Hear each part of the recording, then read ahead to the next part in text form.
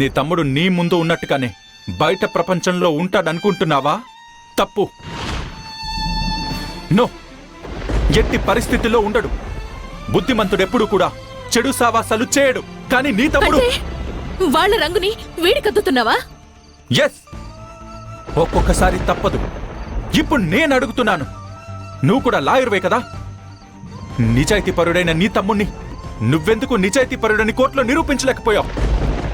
నీ తమ్ముడు తప్పు చేశాడు కాబట్టే కోర్టు శిక్ష వేసింది. నా తమ్ముడు తప్పు చేశాడో లేదో నా అంతరాత్మకు తెలుసు. నా తమ్ముడు ఏ నేరము చేయలేదని, ఏ ఆడపిల్లని ఏడిపించలేదని నీ అంతరాత్మ కూడా తెలుసు.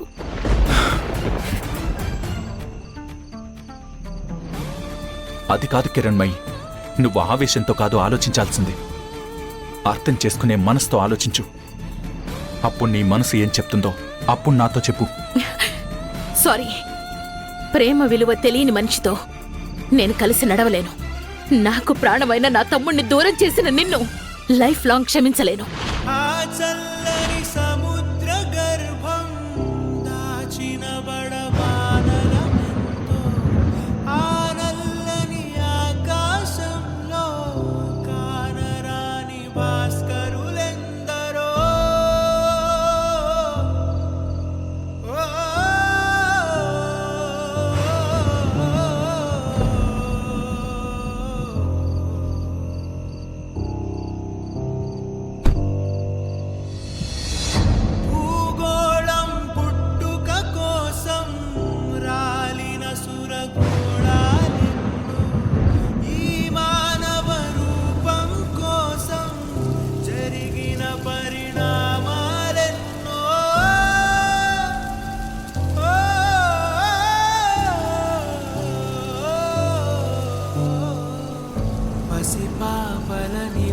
కనులలో ముసిరిన భవితవ్యం ఎంతో, గాయపడిన కవి గుండెల్లో రాయబడని కావ్యాలెన్నో.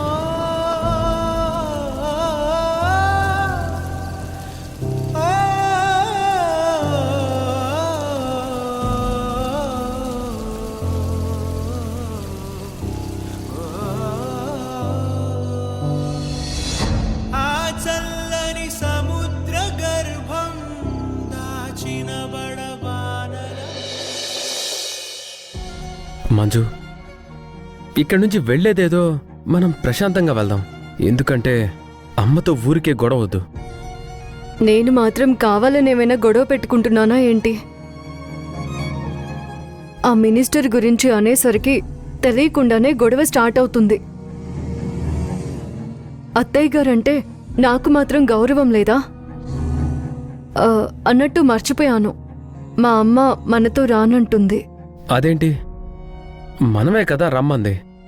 తనొక్కతే ఎలా వస్తుంది? ఏం చేస్తుంది?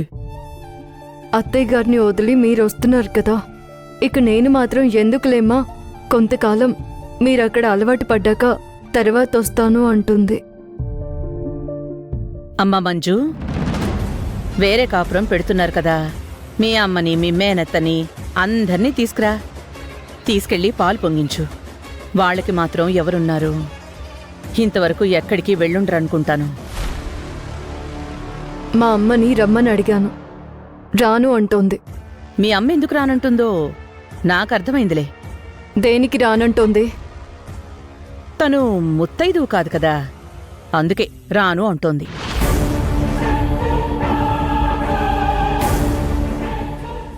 ఇందులో తనని తప్పుపట్టాల్సిన అవసరం లేదు. నువ్వు నన్ను గుర్రుగా అలా చూస్తే ఏమీ కాదు. మీ అమ్మ నీ క్షేమం కోరుకుంటుంది కాబట్టే రాను అంటోంది. సరే, ఇప్పుడు మీరు కొత్తగా వెళ్తున్నారు కాబట్టి ప్రతిదీ కొనుక్కోవాల్సి వస్తుంది. ఇదిగో ఈ 5 లక్షలు తీసుకో.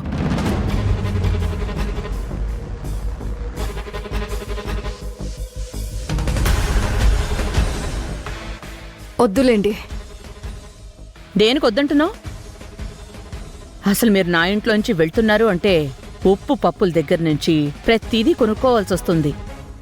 అందుకే ఇస్తున్నాను.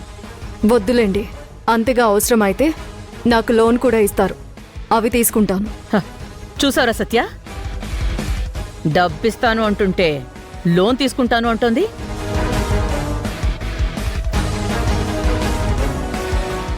నీ భార్య ఈ డబ్బు ఎందుకు వద్దంటుందో నాకు బాగా తెలుసు.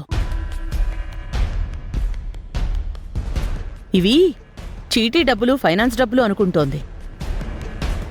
ఇవి పీడించి తీసుకున్న డబ్బులేం కావు. మేమే వడ్డీల మీదే ఆధారపడి బ్రతకడం లేదు. మాకు వెనక నుంచి ఆస్తిపాస్తులు బాగానే ఉన్నాయి.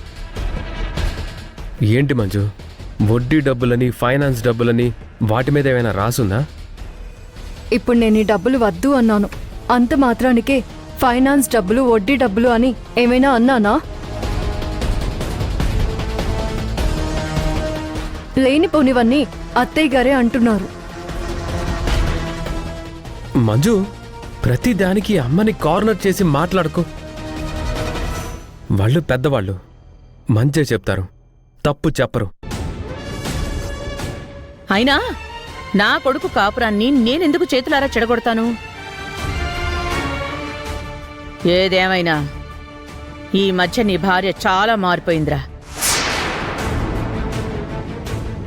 నీకు అర్థమవుతుందో లేదో నాకు తెలియదు గాని నేను బాగా అర్థం చేసుకున్నాను. ఏంటత్తయ్య గారు మీరు మాట్లాడేది? ఆయన అర్థం చేసుకునేదేంటి? నేనేం మారాను? మీరేం గమనించారు? మంజు, నీకు గొడవ కావాలా? నన్ను అంటారేంటండి? నేనేమైనా గొడవలకు సిద్ధమవుతున్నానా? చూడు మంజు, మా అమ్మ ఇంతవరకు నన్ను వదిలి ఉండలేదు. అలాగే నేను కూడా అమ్మకి దూరంగా ఉండలేదు. అయినా సరే నేను నీతో పాటే వస్తానంటే మా అమ్మ కూడా సరే అని ఒప్పుకుంది. ఇప్పుడేమో ఖర్చులకి డబ్బులు ఇస్తుంది. అది అర్థం చేసుకోవేంటి నువ్వు? అయినా 5 లక్షలు ఇప్పుడు మనం ఏం చేసుకుంటాం? అమ్మ చెప్పింది కదా ఖర్చులుంటాయని. అమ్మా, ఇటివ్వు, ఆ డబ్బు నా దగ్గర ఉంటుంది. సరే అమ్మా, నేను వెళ్తాను.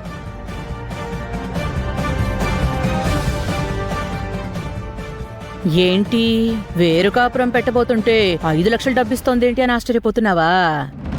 మీరు ఇంట్లోంచి వెళ్ళిపోవడం నాకు 1% కూడా ఇష్టం లేదు. అయినా సరే మీ ఖర్చుల కోసం అని 5 లక్షల రూపాయలు ఇచ్చాను అంటే నా లెక్కలు నాకు ఉంటాయి. చూద్దాం ఏం జరుగుతుందో.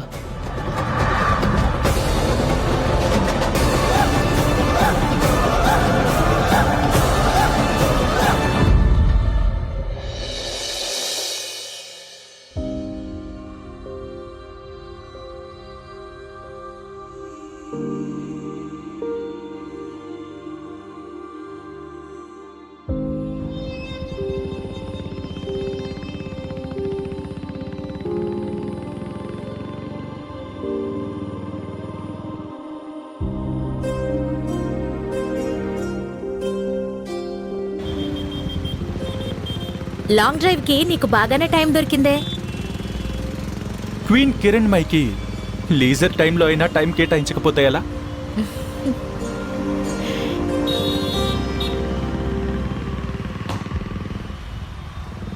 అరే ఏంటా స్పీడు? ఒక పోలీస్ ఆఫీసర్ అయ్యుండి ఇంత స్పీడ్గా వెళ్ళడం తప్పు కదా? బైక్ స్పీడ్ పోతుంది అంటే తప్పు నాది కాదు, వెనకాల కూర్చున్న నా అందాల రాక్షసిది.